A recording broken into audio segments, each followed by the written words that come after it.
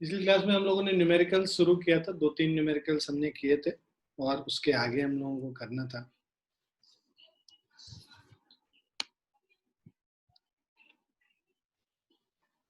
So fourth question है, a conducting circular loop is placed in a uniform transverse magnetic field of 0.02 Tesla. Somehow the radius of the loop begins to shrink at a constant rate of 1 millimeter per second. So radius shrink कर रहा है. Find the EMF induced in the loop at the instant when radius is 2 centimeter. Right? So अभी ठीक है, तो अब आप ये देखो कि हमारे पास मैग्नेटिक फील्ड बी कांस्टेंट है, यहाँ पे एरिया चेंज कर रहा है क्योंकि रेडियस हमारा चेंज कर रहा है, तो फ्लक्स चेंज करेगा और फ्लक्स चेंज करेगा तो इंड्यूस्ड ईएमएफ होगा। तो B is equal to 0.02 tesla हो गया। उसके अलावा रेडियस जो चेंज कर रहा है dr upon dt is equal to, ये डिक्रीज कर रहा है, राइट? तो डिक्रीज कर रहा है, this is minus of 1 millimetre per second. तो इसको लिख सकते हैं -1 into 10⁻³ metre per second. dr by dt का वैल्यू हो गया। अब जो फ्लक्स फाई है, phi is equal to b into A, right? Uniform transverse magnetic field मतलब परपेंडिकुलर मैग्नेटिक फील्ड है एरिया से, तो इसीलिए B डॉट ए जो हम लोग लिखते हैं उसमें बस प्रोडक्ट कर रहे हैं और कॉस थीटा वगैरह कुछ नहीं ले रहे। यहाँ पे वैल्यू लोगे B इंटू एरिया क्या है हमारा, πr², right? So B into πr² हो गया। अब B कांस्टेंट है, हमें पता है कि minus of d∅ upon dt will be equal to minus of B into πr² का differentiation with respect to time t.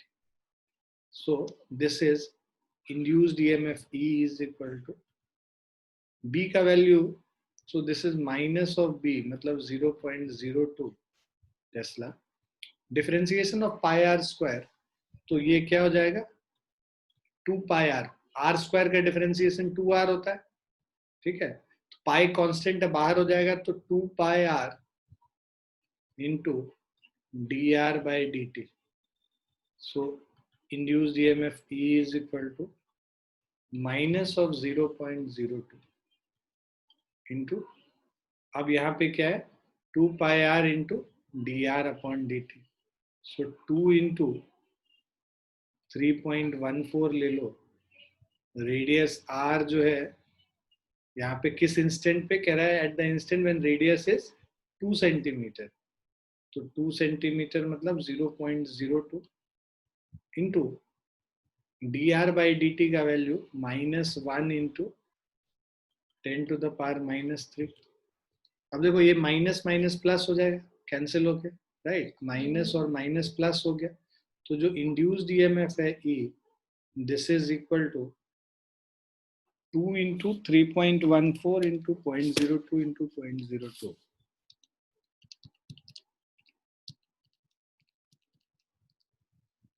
So 2.512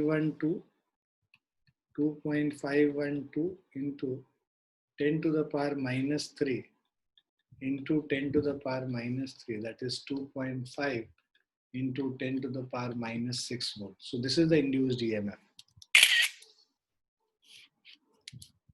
Clear है बच्चों? Yes, sir. Yes. लिख लो इसको।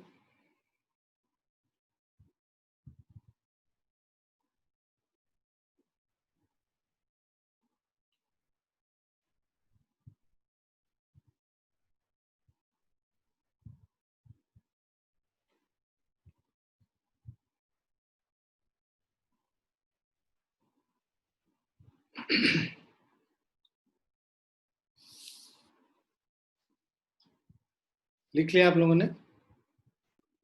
Yes, sir.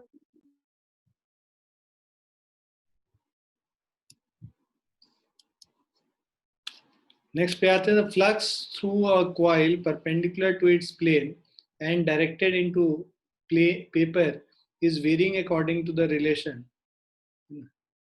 Phi is equal to, जो flux है, phi is equal to 5t square plus 10t plus of 5 milliweber. Right, 10 to the power minus 3 Weber हो गया basically. अब calculate the EMF induced in the loop at 5 seconds. So EMF induced E is equal to minus of d phi by dt. So minus of, इसको differentiate कर दो. Differentiate करोगे तो time के respect में minus of D upon D T of 5 को replace कर लो 5t square plus 10t plus of 5. ठीक है, so this is equal to, इसको डिफरेंशिएट करेंगे तो माइनस साइन बाहर ही रहने दो, वो बस साइन के लिए है. 5t स्क्वायर का ये 10t हो जाएगा, 10t का 10 हो जाएगा, 5 का 0 हो जाएगा, और time t is equal to 5 second पे है. So this is 10 into 5 plus 10, so 50 plus 10 60 हो गया, माइनस 60 इंटू, और ये क्या है, मिली वेबर है, 10 to the power minus 3, 10 to the power minus 3, 10 to the power minus 3. So this is equal to 0.06 volt. Clear है? नेगेटिव साइन बस polarity बताता है. अगर बस ईएमएफ निकालना है हम लोगों को, पोलैरिटी से मतलब नहीं है, तो पॉइंट हम लोग बस मैग्नीट्यूड लिख सकते हैं 0.06. क्लियर है बच्चों? Yes, sir. Yes.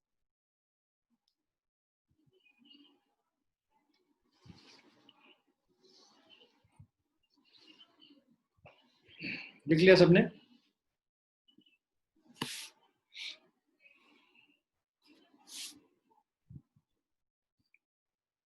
लिख लिया बच्चों? Yes, sir. Yes, sir. Next question, a square loop of side 10 centimeter and resistance 0.70 ohm is placed vertically in the east-west plane. A uniform magnetic field of 0.1 Tesla is set up across a plane in northeast direction. ठीक है, तो देखो हम लोग एक पहले तो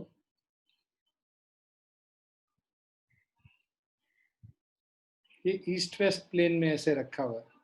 ठीक है, और जो मैग्नेटिक फील्ड है ये इसके जो सरफेस है उससे जो एंगल बना रहा है 45 डिग्री, क्योंकि नॉर्थ ईस्ट डायरेक्शन में है.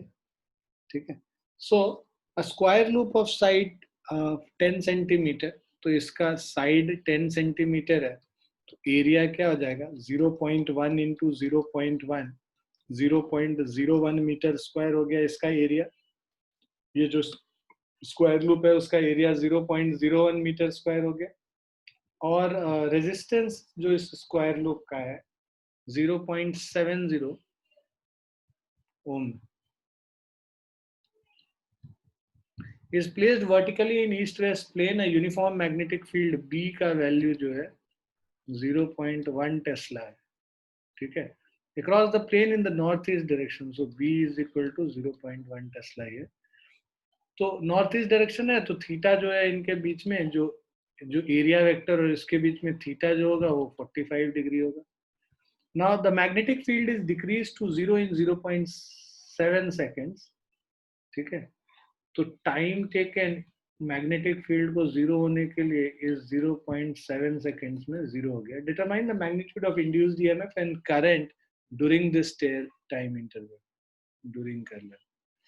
ठीक है, सो अब देखो हम लोग क्या करते हैं, पहले तो फ्लक्स phi1 निकालते हैं. phi1 is equal to b dot a, right.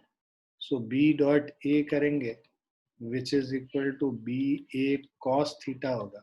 b का वैल्यू 0.1 है, एरिया का वैल्यू 0.01 है, cos थीटा बोले तो cos 45 डिग्री.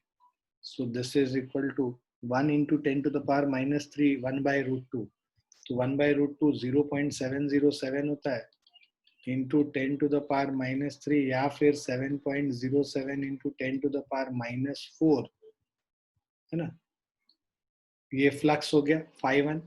φ2 जो फाइनल फ्लक्स है वो क्या हो गया, 0 हो गया, राइट। टाइम जो है 0.7 सेकेंड पता है। तो जो इंड्यूस्ड ईएमएफ होता है E is equal to flux φ2 minus φ1 upon T हो जाएगा। φ2 माइनस φ1 इज यहाँ पे 7.07 into 10 to the power -4 divided by 0.7। तो इसको हम लोग क्या लिख सकते हैं कि this is 10 to the power -3 volt. ये E का वैल्यू हो गया, है ना। उसके बाद magnitude of induced EMF and current. तो induced current I is equal to induced EMF E upon R। So E upon R that means 10 to the power -3 by 0.70. So this is 1.4 into 10 to the power -3 ampere. This is the induced current. Is it clear to everyone? Yes, sir. Please write this down.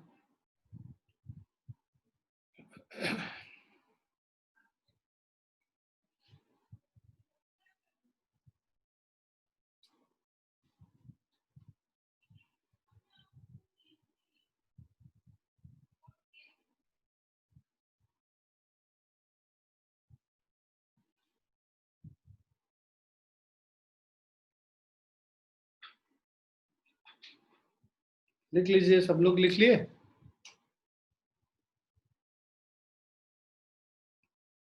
लिख लिया बच्चों?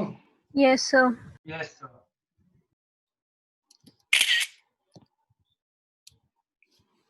Next question पे चलते हैं। Coil has an area. So a coil has an area 2 meters square is placed in magnetic field which changes from 1 Weber meter square per meter square to 4 Weber per meter square. तो ये magnetic field 1 से 4 change कर रहा है in an interval of 2 seconds. Area दिया हुआ है, EMF induced in the coil. So EMF induced is equal to φ2 minus φ1 upon T. So this is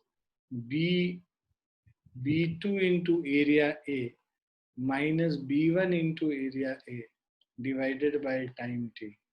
Area A into B2 minus B1 by time T. अब ये values डाल देते हैं हम लोग यहाँ पे। वैल्यूज अगर पुट करें यहाँ पे, एरिया दे रखा है 2 metre square, B2 minus B1 4 minus 1 और टाइम है 2 सेकेंड। इसको कट कर लेंगे, 4 माइनस 1 3 वोल्ट। तो ये तो सिंपल था।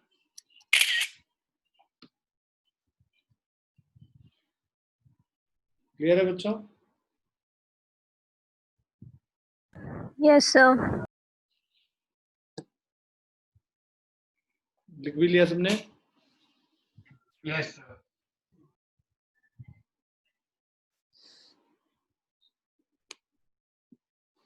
Circular coil of radius 10 centimeter and 500 turns and resistance 2 ohm is placed with its plane perpendicular to the horizontal component of Earth's magnetic field. It is rotated about its vertical diameter through 180 degree in 0.25 second. Estimate the magnitude of the EMF and the current induced in the coil. Horizontal component of Earth's magnetic field at the place is 3 into 10 to the power -5 Tesla. तो अब देखो क्या कह रहा है कि a circular coil of radius 10 centimeter, radius है circular coil का 10 सेंटीमीटर, 500 टर्न्स है, रेजिस्टेंस 2 ओम, ठीक है। R is equal to 0.1 metre, number of turns 500 हो गया, ठीक है, और resistance R is equal to 2 ohm हो गया। Is placed with its plane perpendicular to the horizontal component of Earth's magnetic field. It is rotated about its vertical diameter, ठीक है, through 180 degree in 0.25 seconds. Estimate the magnitude of the EMF and the current induced in the coil. Horizontal component of our BH is equal to 3 into 10 to the power -5 Tesla.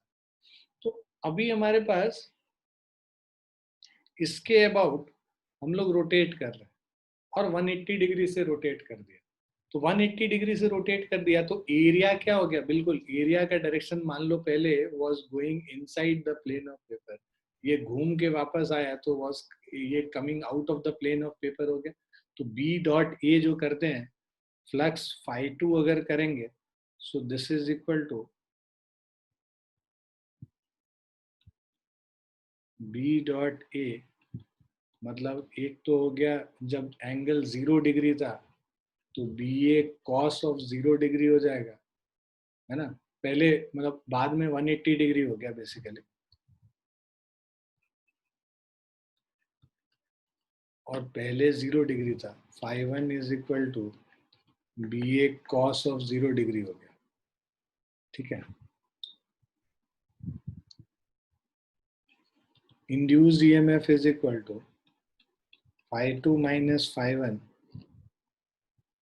Upon T, minus of minus d five by D t है। So this is minus of φ2 is BA cos 180 degree, मतलब minus BA. φ1 is also minus BA divided by time t. So this is 2BA by time t. Magnetic field B का value 2 into 3 into 10 to the power minus 5. Area अगर हम लोग निकालेंगे, area अगर हम लोग यहाँ निकालें पाई आर स्क्वायर कर लें, so this is 3.14 into 0. अच्छा minus N D five by D T होगा, क्योंकि नंबर ऑफ टर्न्स n है ना, उसको भी कंसीडर करना पड़ेगा।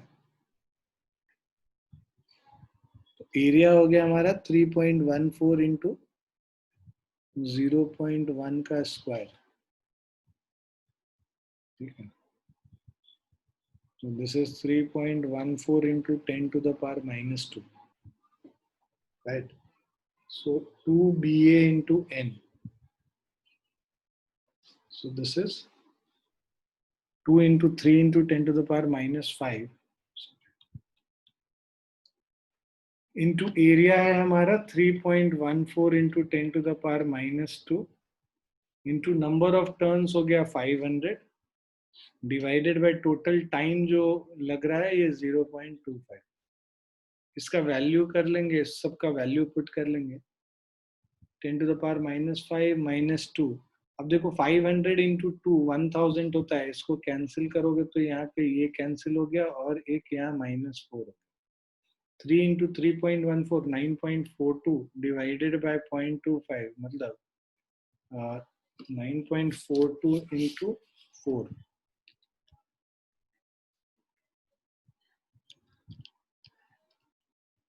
37.68 हो गया। So this is 37.68 into 10 to the power minus 4.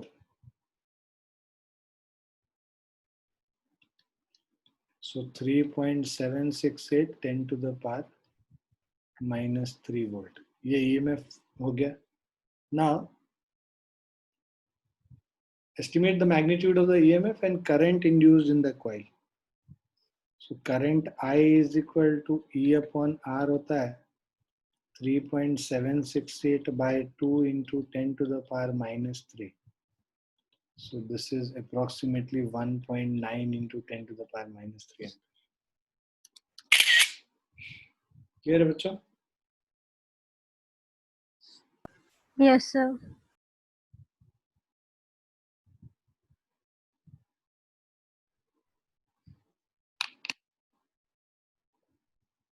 लिख लीजिए इसको।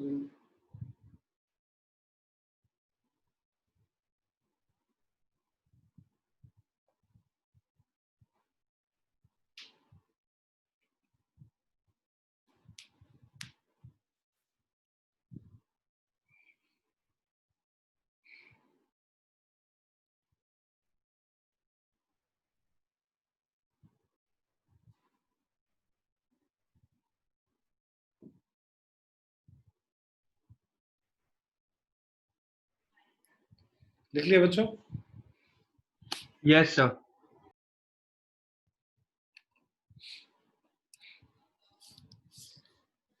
Next question, magnetic field of flux density 10 tesla. तो B का वैल्यू दे रखा है, acts normal to a coil of 50 turns. B is equal to 10 tesla, normal to the coil theta 90 degree, number of turns 50, having area 50 centimeters square. 50 into 10 to the power minus 4, so 5 into 10 to the power minus 3 meters square. Find EMF induced if the coil is removed from the magnetic field in 0.1 second. Coil is removed from the magnetic field, तो मतलब जो B है वो 0 हो जाएगा कितने time में? 0.1 second. सो मतलब phi2 minus phi1 upon t E is equal to minus of d phi upon dt. Minus of, बाद में 0 हो गया, मतलब minus of 0 minus b dot a. So 10 into 5 into 10 to the power minus 3 into number of turns 50 divided by time t, that is 0.1. So minus of minus plus हो गया. So this is 5 into 10 to the power minus 3 into 50. So 50 500 हो गया. 500 into 520. So 10 to the power minus 2 हो गया. 10 to the power minus 2 into 20 or 2.5 into. So this is 2.5 by 0.1. So this is 25 volt. So this is EMF induced. Clear?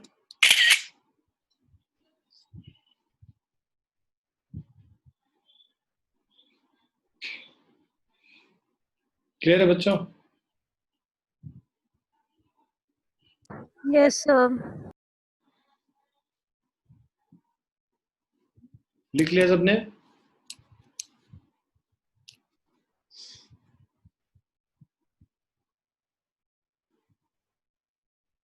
स्वप्ननील कुछ बोला कर class में? क्या game खेलता रहता है? नहीं सर, काम कर रहा हूँ. हाँ ईशान बोलो. नहीं सर, कुछ नहीं सर, वो गलती से हो गया था. अच्छा अच्छा, ठीक है बेटा, चलिए नेक्स्ट पे चलते हैं. 10th क्वेश्चन है, magnetic flux through a coil is varying according to the relation phi is equal to 5t cube. Now calculate the induced current through the coil at t is equal to 2 seconds if the resistance of the coil is 5 ohm. तो simple है ना? तो हमारे पास induced EMF E is minus d phi by dt. इसको differentiate कर लो, है ना? तो ये हमारा हो जाएगा 15t square plus 8t plus 2, है ना? इसको डिफरेंशिएट करेंगे टाइम के रेस्पेक्ट में, और time at, so E at t is equal to 2 seconds पे अगर हम निकालते हैं तो this EMF at t is equal to 2 second अगर हम निकालेंगे तो this is minus of 15 into 2 square minus of 8 into 2 plus of 2. So this will be 15 fours are 60. Sorry, minus of 2. So this is minus of 60 minus 16 minus 2. So this is minus 78 volt. Resistance मतलब I is equal to mod E by R कर देंगे, ठीक है? So this will be equal to 78 by 5.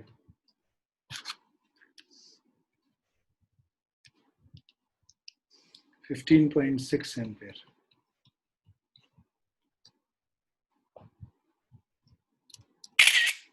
Clear है बच्चों?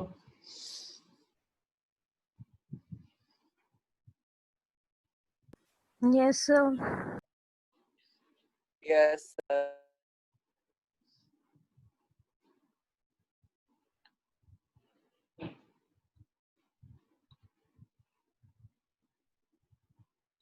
लिख भी लिया सबने? Yes, sir.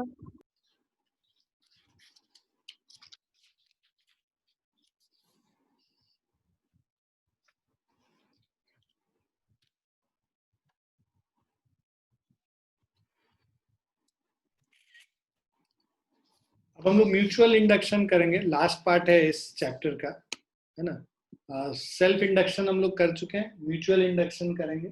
सिमिलर ही है, यहाँ पे क्या है कि दो अलग अलग कॉइल, एक कॉइल दूसरे में इंड्यूस करता है करंट, राइट। तो mutual induction is the property of two coil. वहां पे सेल्फ इंडक्शन होता था, एक कॉइल के अंदर जो मैग्नेटिक फील्ड चेंज कर रहा था, तो उसके वजह से जो उस कॉइल में अपने आप जो ईएमएफ इंड्यूस हो रहा था खुद उसी कॉइल में के थ्रू मैग्नेटिक फ्लक्स चेंज कर रहा है, और उसी कॉइल में ईएमएफ, मतलब बेसिकली एक ईएमएफ इंड्यूस हो रहा है। तो वैसे केस में हम लोग सेल्फ इंडक्शन कहते हैं उस केस को। और वहां पे हम लोग जो कफिशिएंट ऑफ जो सेल्फ इंडक्शन था उसको हम लोग एल से रिप्रेजेंट करते थे। यहाँ पे म्यूचुअल इंडक्शन है।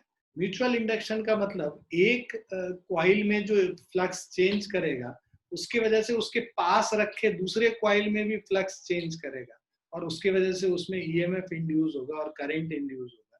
तो ऐसे इंडक्शन को हम लोग म्यूचुअल इंडक्शन कहते हैं, और इस कफिशिएंट ऑफ म्यूचुअल इंडक्शन को एम से हम लोग रिप्रेजेंट करते हैं। क्लियर है बेटा? बेसिक आया समझ में क्या होता है? So mutual induction is the property of two coils by virtue of which each opposes any change in the strength of current flowing through the other by developing an opposing EMF. To understand it, let us take two coils P and S held close by. तो हम लोग क्या है, दो coil लेते हैं, एक P को दूसरा S को, दोनों पास पास रखे हुए। P is connected to a cell through a key K. P को हमने एक सेल से कनेक्ट किया थ्रू की K. S is connected to a sensitive galvanometer. Now on pressing the or releasing the key K, galvanometer shows a sudden temporary deflection. This is due to mutual induction of two coils as detailed below. Now on pressing key K, current in P increases from 0 to maximum value. तो अगर हम K को press करते हैं, ठीक है, जब आप लोग K को प्रेस करोगे तो करंट इसमें चालू होएगा, इसमें करंट जाएगा तो इसके अंदर जो एक फ्लक्स जनरेट होगा, ठीक है। तो उसके मैग्नेटिक फील्ड होगा, मैग्नेटिक फील्ड की वजह से फ्लक्स होगा, और वो फ्लक्स पास से P वाले में जो है वो S में भी होगा। So during this time current in P is increasing. जब आपने स्विच ऑन किया तो करंट पहले 0 था, बाद में इंक्रीज होके मैक्सिमम वैल्यू तक पहुंचेगा। So current in P increases from 0 to maximum value. It takes some time. During this time, current in P is increasing. Therefore, magnetic flux linked with P is also increasing. Current increase करेगा तो जो flux P के through pass कर रहा है, ये जो magnetic flux है P के through, this is also increasing. ठीक है? This is also increasing. Now, as S is close by, magnetic flux associated with S also increases. Because ये पास में है, ये जो फ्लक्स है मैग्नेटिक फ्लक्स, ये एस के थ्रू भी पास कर रहा हो। बिकॉज ये एस के थ्रू भी पास कर रहा है, तो अगर ये इंक्रीज कर रहा है पी, तो एस भी इंक्रीज करेगा। दैट्स व्हाट, ठीक है। So as also increases and EMF induce. अगर किसी कॉइल में फ्लक्स इंक्रीज करता है तो उसके अंदर ईएमएफ जनरेट होगा, और ईएमएफ जो जनरेट होता है वो किस डायरेक्शन में ईएमएफ जनरेट होगा या इंड्यूस करंट होगा, opposite to the actual current. तो ये सेल करंट अगर इस डायरेक्शन में है तो इंड्यूस करंट उसके ऑपोजिट होगा, जो कि इसके इंक्रीज को अपोज करेगा, जो कि लेंजेस लॉ हमें बताता है। क्लियर है? क्लियर है बच्चों? Yes, sir. Yes, sir. So according to Lenge's law, the induced current in S would increase in current in P by flowing in a direction opposite to the cell current in P. So induced current is flowing in a direction opposite to the cell current in P. On releasing K, current in P decreases from maximum to 0 value. It takes some time. So during this time, current in P is decreasing, right? So जब हम की K को release करते हैं, ठीक है? So on releasing this key K, P decreases from maximum to 0 value. P का जो पहले वैल्यू था वो डिक्रीज करके मैक्सिमम से 0 वैल्यू हो जा रहा है. It takes some time. So during this time, current in P is decreasing. Therefore, magnetic flux linked with P is decreasing as S is held close by.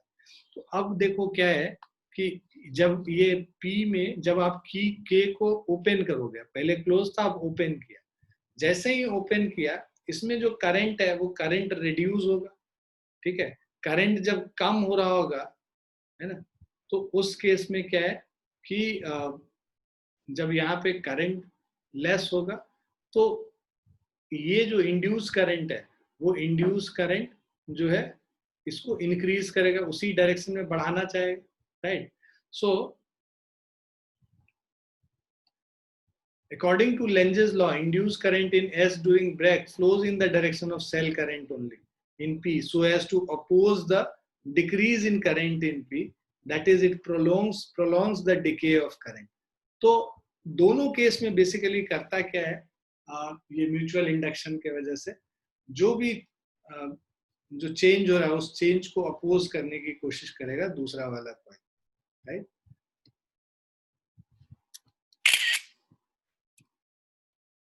Now, coefficient of mutual induction or mutual inductance of two coils.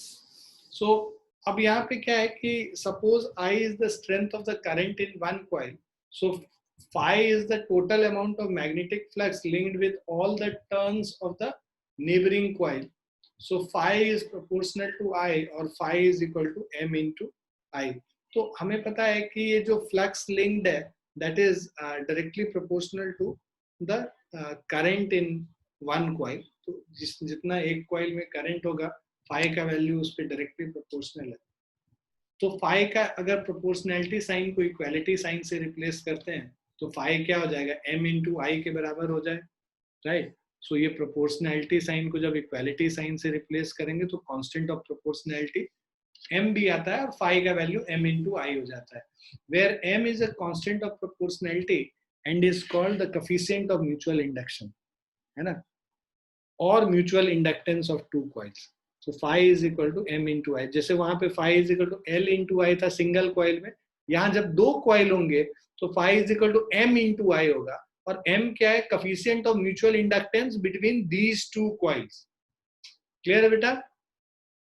जब mutual coefficient of inductance of self मतलब जो खुद के coil का जो coefficient of inductance is self induction, और जो coefficient of self induction, और जब दो कॉइल के बीच में म्यूचुअल इंडक्शन होगा तो उसका जो कोएफिशिएंट है वो कोएफिशिएंट ऑफ म्यूचुअल इंडक्शन होता है, m से रिप्रेजेंट कर.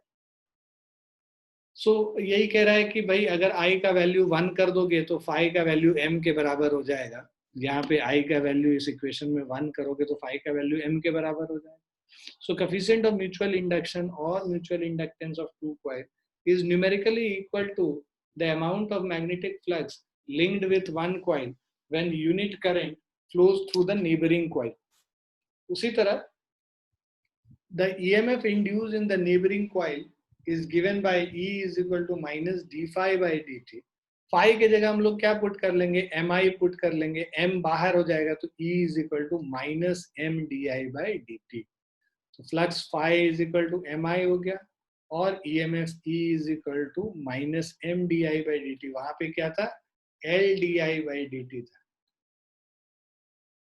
है ना. सेल्फ इंडक्शन के केस में क्या था, L di by dt. Mutual induction में क्या हो जाएगा, minus m di by dt. Clear है बच्चों? Yes, sir. Yes, sir. Now, coefficient of mutual induction or mutual inductance of two coil is equal to EMF induced in one coil when rate of change of current through the other coil is unity. मतलब मैं कह रहा हूँ कि भाई coefficient phi is equal to, मतलब EMF induced E is equal to minus m di by dt कह रहे हैं, तो कह रहा है rate of change of current through other coil is zero, is unity. मतलब di by dt अगर 1 हो जाएगा तो EMF induced क्या हो जाएगा, माइनस m के बराबर. मतलब कोएफिशिएंट ऑफ म्यूचुअल इंडक्टेंस क्या हो जाएगा, equal to EMF induce. SI unit of M is again henry. जैसे SI unit of L henry होता है, उसी तरह SI unit of M is also henry. ठीक है. coefficient of mutual induction or mutual inductance of two coils is said to be 1 Henry. So when a current changes at the rate of 1 ampere per second in one coil, induces an EMF of 1 volt in the other coil. So as stated in case of self-inductance, 1 Henry is equal to 1 Weber per ampere or 1 volt per second, 1 volt second per ampere. Dimension of mutual inductance are same as dimension of self-inductance. Coefficient of mutual induction or mutual inductance of two coils depend on, किस चीज पे depend करता है coefficient of mutual induction? M का value किन चीजों पे depend कर रहा है? पहला, geometry of two coils, size of coil, shape, number of turns, nature of material on which the two coils are bound, इन सब चीज पे डिपेंड करता है. दूसरा, डिस्टेंस बिटवीन टू कॉइल्स. तो यहाँ पे जो कॉइल्स हम लोग साथ साथ में रख रहे थे, एक यहाँ रख रहे थे, दूसरा कॉइल यहाँ रख रहे थे, इनके बीच में डिस्टेंस कितना है. तीसरा, relative placement of two coils, orientation of two coils. तो तीन तरीके से हम लोग रख सकते हैं. पहला, एक कॉइल के अंदर दूसरा कॉइल, ये एक ओरिएंटेशन है. एक कॉइल ऐसे, दूसरा कॉइल उसी के पैरेलल इस तरीके से, ये दूसरा ओरिएंटेशन. तीसरा ओरिएंटेशन, एक इधर और दूसरे को इधर परपेंडिकुलर. तो ये तीन ओरिएंटेशन है. तीनों ओरिएंटेशन में अलग अलग वैल्यू होगा म्यूचुअल इंडक्टेंस का. म्यूचुअल इंडक्टेंस का मतलब एक का इफेक्ट दूसरे में. तो ये देखो, एक के अंदर एक गया हुआ है तो इसमें तो सबसे ज्यादा फ्लक्स लिंकेज होगा. एक में जो चेंज हो रहा है, दूसरे में तो पूरा ही उस वही चेंज सेम टू सेम होगा. तो ये जो है मैक्सिमम फ्लक्स लिंकेज है दोनों कॉइल के बीच में. इसीलिए maximum value of mutual inductance, coefficient of mutual inductance maximum किस केस में होगा? ये पहला वाला केस जो हमने लिया है 1. दूसरा, इसमें, इसके बाद जो है इसमें होगा, और सबसे कम जो है इस केस में होगा 3 नंबर. क्लियर है बच्चों? Yes, sir. लिख लिया सबने? लिख लिया नहीं मतलब समझ गए ना सब? Yes, sir. Yes, sir. अब फटाफट एक एग्जाम्पल कर लेते हैं. ये कह रहा है, a current of 10 ampere in primary of a circuit is reduced to 0 at a uniform rate of 10 to the power minus 3 seconds. So I is equal to 10 ampere हो गया, time is equal to 10 to the power minus 3 seconds में आपने इसको reduce कर दिया 0. Its coefficient of mutual inductance M is equal to 300. What is the induced EMF? So E is equal to minus of M di by dt. So minus of M 3 di by dt मतलब I2 minus I1 upon t 10 to the power minus 3. I2 minus I1, ये जो I2 का value है, ठीक है, 10 ampere पहले था, बाद में क्या हो गया? reduced to 0, मतलब 0 minus 10 divided by 10 to the power minus 3. So this will be minus minus plus हो गया, 3 into 10 to the power 4 volt. ये EMF induce. क्लियर बच्चों?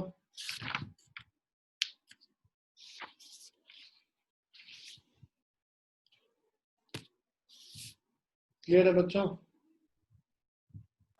Yes, sir. लिख लिया सबने? Yes, sir.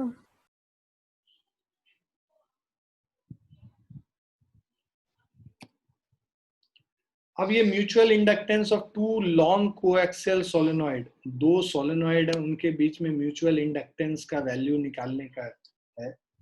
ठीक है. सो ये देखो, मैं जिस तरह की केस की बात कर रहा था जिसमें मैक्सिमम लिंकेज होता है, यहाँ पे मैक्सिमम फ्लक्स लिंकेज होगा क्योंकि बाहर एक तो अंदर है, ये कॉइल है ना, ये वाला कॉइल जो हम रेड से बना रहे हैं ये अंदर वाला कॉइल है. क्लियर है बच्चों? और बाहर एक कॉइल है,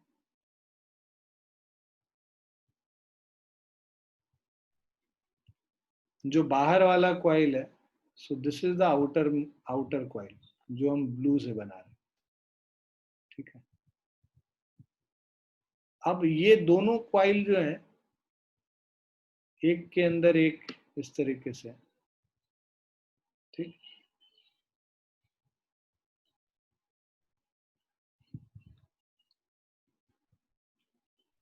ठीक है। तो करंट ये I2 आ रहा है और I2 ऐसे निकल रहा है ना, और अंदर वाला तो बाहर वाले कॉइल में करंट फ्लो कर रहा है, अंदर वाले कॉइल में मतलब उसके वजह से लिंकेज हम लोग देखेंगे, इंड्यूस्ड करंट देखेंगे। पूरा लेंथ ऑफ सोलेनॉइड L है, जो रेड कलर वाला है वो S1 कॉइल हो गया और जो ब्लू कलर वाला है वो S2 कॉइल हो गया। Now figure shows two long coaxial solenoid each of length L, दोनों का length L। Let N1 be the number of turns per unit length of inner solenoid, अंदर वाले solenoid का number of turns per unit length N1 दे रखा है, inner solenoid को S1 से represent कर रहा है और उसका radius R1 है। बाहर वाला जो सोलेनॉइड है उसमें N2 is the number of turns per unit length of outer solenoid S2 और उसका रेडियस कितना है, R2 है। क्लियर है बच्चों? Now imagine a time varying current I2 through S2, हम लोग इसमें एक करंट पास कर रहे हैं, टाइम वेरिंग करंट I2 उसको S2 से पास कर रहे हैं, with set up a time varying magnetic flux phi1 through S1, ठीक है। तो ये I2 जो time varying current I2 through S2 है ना, it is setting up a time varying magnetic flux phi1 through S1। so phi1 किसके बराबर होगा, phi1 is equal to M12 I2, ठीक है। so phi1 is flux phi1 is equal to mutual inductance of 1 with respect to, तो ये M12 का मतलब क्या हो गया, coefficient of mutual inductance of solenoid S1 with respect to S2, मतलब कि S2 में जो करंट चेंज हो रहा है उसके वजह से अंदर वाले सोलेनॉइड में क्या म्यूचुअल इंडक्टेंस होगा, that is being represented by M12। 12 का मतलब 1 में क्या चेंज होगा 2 के वजह से। क्लियर है ये कॉन्सेप्ट? सो अब देखो magnetic field due to current I2, अब करंट I2 के वजह से मैग्नेटिक फील्ड, हम लोग को पता है सोलेनॉइड के अंदर magnetic field B is equal to mu naught NI होता है, म्यू नॉट NI। अब सेकंड वाले कॉइल में देख रहे हो तो नंबर ऑफ टर्न्स N2 होगा और करंट उसमें I2 फ्लो कर रहा है, mu not into N2 into I2। Clear है बच्चों? अब मैग्नेटिक फ्लक्स थ्रू S1, 1 वाले कॉइल, बाहर वाले कॉइल में फ्लक्स क्या होगा कि भाई जो मैग्नेटिक फील्ड B2, एरिया बाहर वाले कॉइल का और टोटल नंबर ऑफ टर्न्स बाहर वाले कॉइल का, तो B2 into A1 into N1 कर लोगे, that is flux through coil 1। भाई मैग्नेटिक फील्ड जो कॉइल 2 के अंदर है वो कॉइल 1 के अंदर भी सेम मैग्नेटिक फील्ड होगा ना। कॉइल 2 के अंदर जो मैग्नेटिक फील्ड होगा सेम मैग्नेटिक फील्ड 1 के अंदर भी होगा, तो whatever field is inside the coil 2, that will be inside coil 1 as well, and the flux through that will be equal to magnetic field into area of the pehla wala coil, first coil, and total number of turns of the first coil. Is this clear to everyone? Yes, sir. Yes, Yes. sir. हम लोग B2 का value अब इसमें डाल देते हैं। B2 का अगर इसमें वैल्यू डाल देंगे तो ये क्या हो जाएगा, mu naught into N2 I2 N2 I2 A1 into N1। Clear है बच्चों? अब देखो यहाँ पे नंबर ऑफ टर्न्स N1 जो टोटल नंबर ऑफ टर्न था वो N1 into L कर लेंगे, है ना, number of turns per unit length into length of coil S1। So phi1 को हम लोग लिखेंगे mu naught into N2 into I2 into area की जगह पाई R1 स्क्वायर और N1 की जगह N1 into L, total number of turns की जगह number of turns per unit length into length of the solenoid. इन सबको साथ में कर दोगे, N1 N2 साथ में हो गया mu naught N1 into pi R1 square L into I2, ये हमारा फ्लक्स phi1 हो गया। फ्लक्स क्या होता है, म्यूचुअल इंडक्टेंस है ना, M इंटू I होता है फ्लक्स। तो अब इसमें I2 से जो मल्टीप्लाइड है ये पूरा जो टर्म है, ये पूरा टर्म क्या होगा, म्यूचुअल इंडक्टेंस M12 होगा. So if a material of relative permeability mu r is also inside it, तो ये mu naught के साथ mu r भी आ जाएगा M12 में, N1 into pi R1 square M. Note that we have neglected the edge effects. हम लोगों ने assume किया है कि पूरे में magnetic field same है B के बराबर, ठीक है. तो magnetic field B1 पूरे में same है, this ये हम लोग assume किए हैं. And considered the magnetic field to be uniform throughout the length and width of the solenoid. This approximation कब valid है?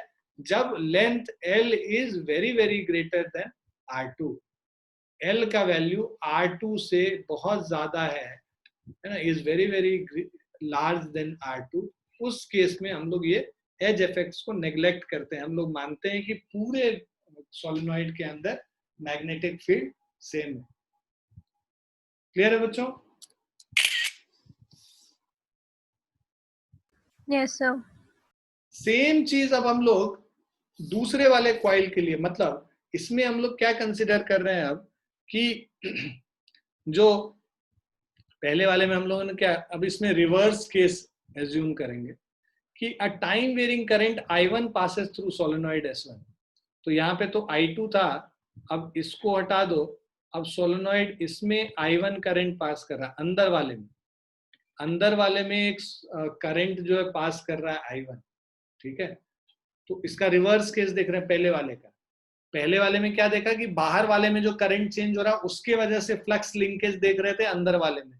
अब अंदर वाले में करंट चेंज कर रहे हैं उसके वजह से फ्लक्स लिंकेज देखेंगे बाहर वाले में. तो phi2 is equal to M21 I1, मतलब mutual inductance of coil 2 with respect to coil 1, ठीक है. नाउ द मैग्नेटिक फ्लक्स जो ड्यू टू कॉइल 1, मतलब पहले 1 वाले में क्या मैग्नेटिक फ्लक्स चेंज हो रहा है वो निकालते हैं. सो जो मैग्नेटिक फ्लक्स है phi2, that will be equal to B1 into A1 into N2, ठीक है. जो फ्लक्स होगा एसोसिएटेड कॉइल 1 के साथ वही फ्लक्स होगा एसोसिएटेड कॉइल 2 के साथ भी. तो phi2 और phi1 इक्वल है, phi1 is equal to phi2 is equal to B1 A1 N2. B1 A1 मतलब magnetic field in 1, area of 1 into total number of turns of the second coil. तो magnetic field of 1 क्या हो जाएगा, mu naught N1 I1, A1 जो है pi R1 square into N2L. इन सब को value डाल दिया हमने, तो देखो M21 का भी वैल्यू सेम आ गया, M21 का वैल्यू सेम आ गया जो कि M12 के बराबर था. और इसको हम लोग कैपिटल M से बस रिप्रेजेंट करते हैं, जिसको कोफिशिएंट ऑफ म्यूचुअल इंडक्टेंस कहा जाता है. क्लियर बच्चों? Yes, sir.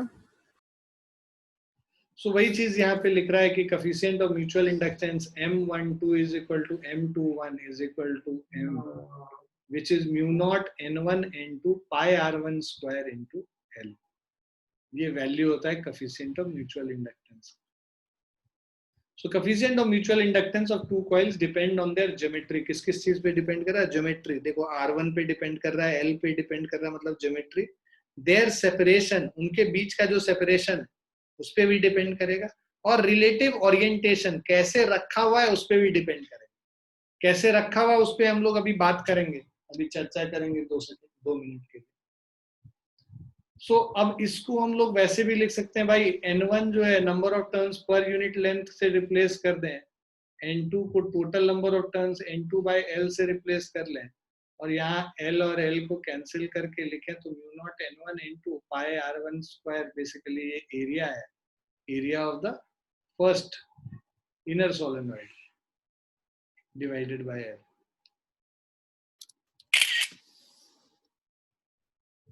अभी हम लोग जो बात कर रहे थे coefficient of mutual induction, coupling पे डिपेंड करता है कि किस तरह से प्लेस किया हुआ है, किस तरह से प्लेस किया हुआ है. K का वैल्यू जो है M divided by root under L1 L2 पे होता है. अब ये सब फॉर्मूला नहीं हम लोग को करना है क्योंकि कोर्स में नहीं है, बट ये पता होना चाहिए कि भाई एक कॉइल के अंदर दूसरा कॉइल है तो मैक्सिमम जो कोफिशिएंट ऑफ कपलिंग मैक्सिमम होगा, तो कोफिशिएंट ऑफ म्यूचुअल इंडक्शन सबसे ज्यादा यहाँ पे होगा. इसमें उसके बाद मतलब 1 नंबर पे ये, 2 नंबर पे ये ओरिएंटेशन और 3 नंबर पे ये ओरिएंटेशन मिनिमम होता है यहाँ पे. सो यहाँ पे coefficient of mutual inductance minimum, ये एवरेज और ये मैक्सिमम। क्लियर बच्चों? Yes, sir. चलो चैप्टर तो खत्म हो गया। अगली क्लास में एक और न्यूमेरिकल का लेके उसके बाद फिर हम लोग एसी पे स्टार्ट कर सकते हैं, एसी करना। ठीक है?